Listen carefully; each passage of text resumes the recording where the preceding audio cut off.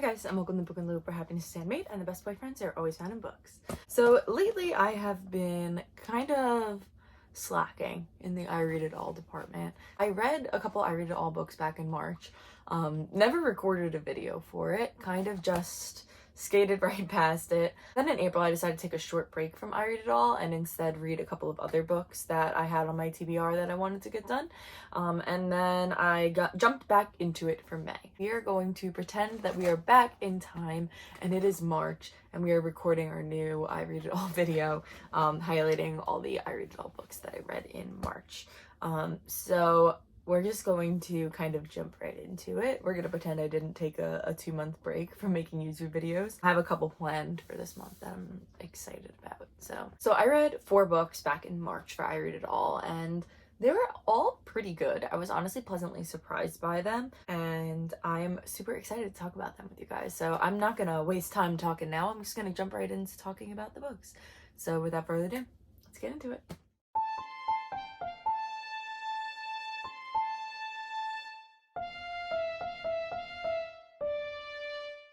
So the first book that I read in March, which was a very long time ago, was Assassin's Heart by Sarah Ahiers, and I hope I'm saying that right.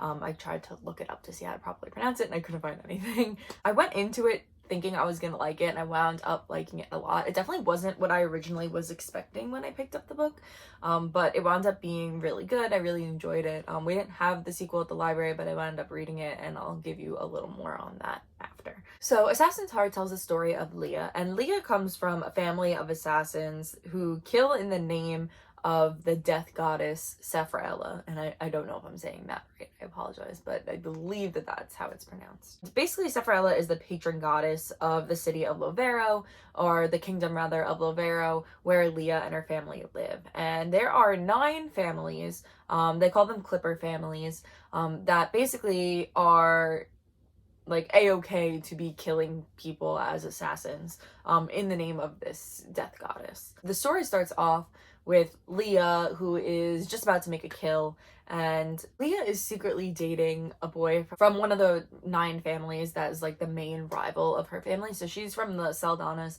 and then the boy is from the Davias, and they're like the 2 top, like battling it out for the top position as being like the best like assassin family in the kingdom. And it's like a big no-no that they're dating. There was a lot of drama between their 2 families a few years ago. So it's like a big hush-hush secret that the 2 of them are romantically involved. So like it starts off with them 2 meeting up and like this whole thing, and then Leah goes back to her house, which is like hidden underneath this whole like tunnel system. And while she is there in the middle of the night while everybody's sleeping, somebody sets fire to their house and kills everybody in the family except for Leah. I forget how Leah knows, but Leah knows that the Davias are the ones that have killed her family. I guess it makes the most sense, right? Because they wanted to have all the power in the kingdom as being the top family. Leah decides that she is going to get revenge on them, or justice, I guess, for them killing her family, but she needs to kind of bide her time and figure out how she's going to do that. But she knows that the Daviers are going to be coming after her, so she runs off to try and find her estranged uncle who lives in a different city. So she has to kind of like work her way through all the kingdoms and like go through all the other territories of the families and then make it down to the new town. And to do that, just like cross this desert that has a bunch of ghosts in it, and there's no ghosts in her city, but that's because Sephrala protects them from the ghosts. It's like this whole thing. But I really wound up enjoying this a lot. I would say that this was a very lush fantasy thriller kind of story, and it had like a hint of romance. The ghosts especially were an interesting addition for fantasy. It's not really something you would see very often in a fantasy book, so I thought it was interesting that it was kind of like added in there. I definitely enjoyed this book a lot. I'm probably like not explaining it well enough. I'm not like doing it justice at even a little bit at all. But it wound up being really good. I wound up really enjoying it. So much so that I was like, I'm gonna read the sequel. And then the sequel was like very underwhelming compared to the first book. So I don't necessarily know you have to read the sequel if you read the first book, but I definitely recommend reading the first book because I thought it was really good. I really thought Leah was just a really great character. She's really smart and she's pretty powerful as a character. She definitely has those like strong female character vibes, but she still can like be soft and vulnerable at times, which I liked. I really thought the ending was really amazing and shocking. The romance aspect was not my favorite, but I mean, if you've been watching these videos, you know sometimes the romance just doesn't hit for me. It didn't in this book, which I was upset about because I wanted to like it. But I don't know, just didn't hit for me. But overall, I thought that Assassin's Heart was pretty good. I really liked it. It's definitely something I would recommend to a reader who is looking for like a strong female character. Anything like a dark fantasy or a fantasy with a thriller aspect, I would say that this is like a good book for them. So yeah, I think that's all I'm gonna say about Assassin's Heart by Sarah Ahiers. The next 3 books that I read, so the final 3 books that I read in March, because I only read 4, were all by the same author, and they were all by Arvin Ahmadi. And the 3 books that I read were Down and Across, and then I read Girl Gone Viral, and then it was How It All Blew Up. And each of these books, for being from the same author, were like super different in their formatting and their style, and their storytelling. I wound up enjoying them for the most part. I would say I had some issues with 2 of them. The one I loved. For the most part, I would say that all 3 books that I read by him were pretty good. So the first one that I read by him was Down and Across. And Down and Across tells the story of Scott. And Scott is kind of just tired of his parents telling him what he has to do. He feels like they're very controlling. His dad has very high expectations for him that Scott doesn't really want to live up to. He kind of wants to forge his own path, which is very fair. But he doesn't know what that path is just yet. But he doesn't want his parents telling him what that path should be. A very relatable thing, I think, that most kids can relate to. But the one difference is Scott decides to kind of take his future into his own hands. And after he has a conversation with his dad about the meaning of grit and what it means to be gritty, Scott does research into this professor that is at Georgetown that has done some research into grit and grittiness and what it means to be gritty. So Scott, when his parents go away, decides that he's going to travel down to Georgetown. His dad got him an internship working at a local college in like the science lab, and he's like, tells the science lab, I'm done, I'm not coming back. I have something that came up and I have to go. So he runs off to DC to meet this professor. So when Scott is on the bus going down to DC, he meets this girl named Fiora, and Fiora is this very interesting character. She likes to kind of do whatever she wants. She doesn't want to be told what to do. She doesn't really think through of consequences before she tells people to go do stuff. She kind of puts Scott up to a few things that wind up getting him in some sticky situations.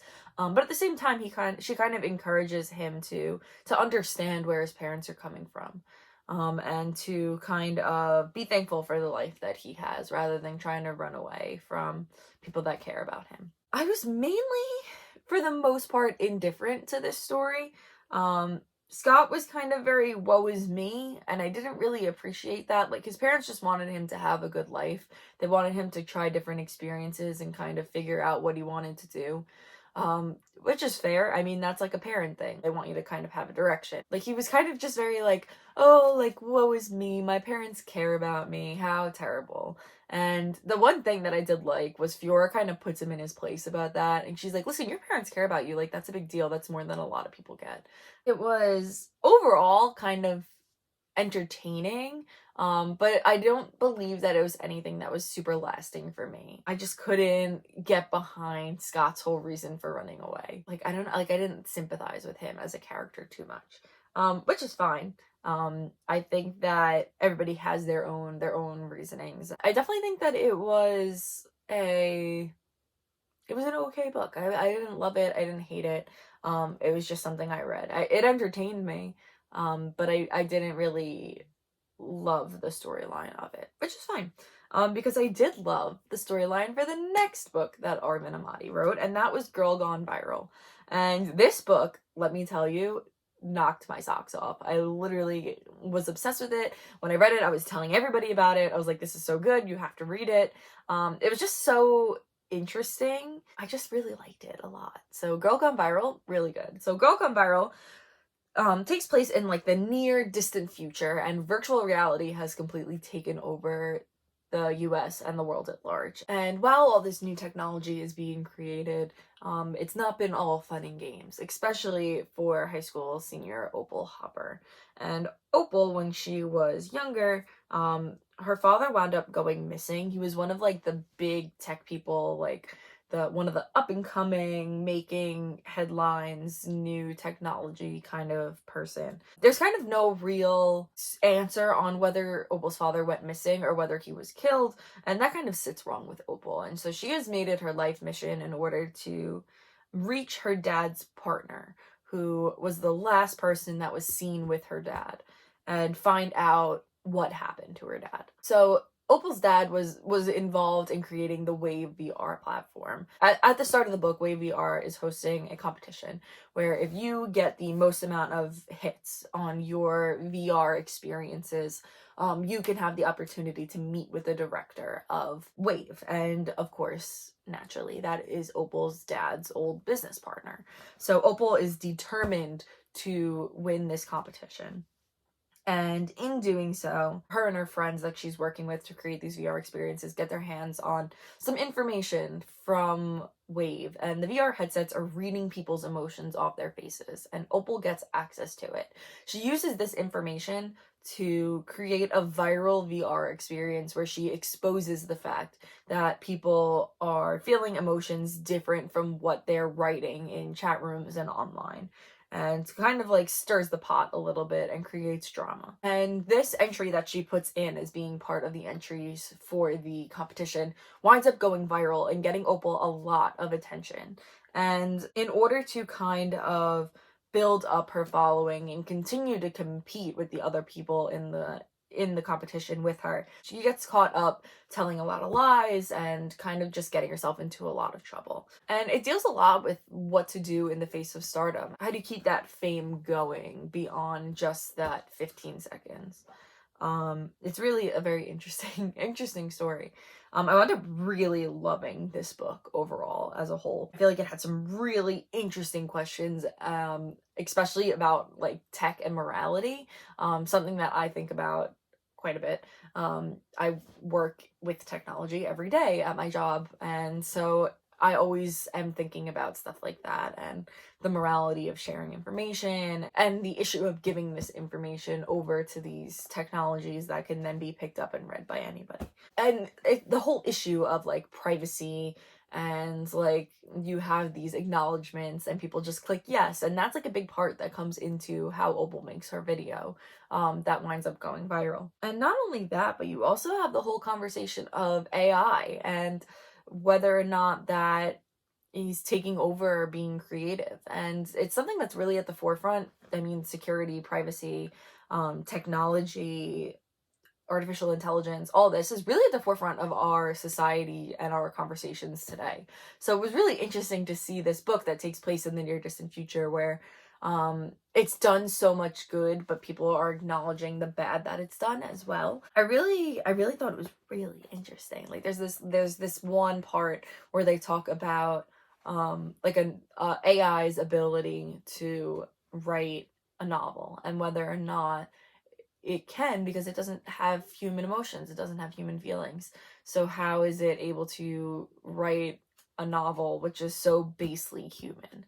So it was really good. And there was a lot of strong themes of like being true to yourself.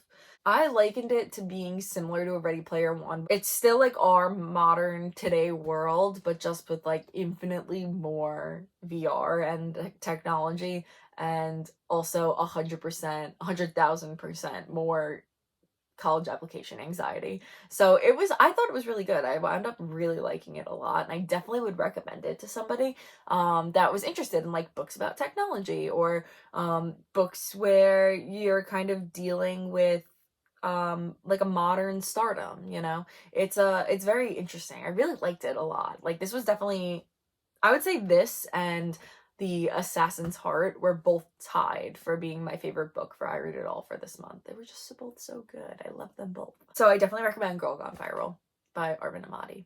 Very good. The last book that I read for March was How It All Blew Up by Arvin Ahmadi. And this book, it was a really unique formatting for the storytelling because it switches back and forth between two timelines.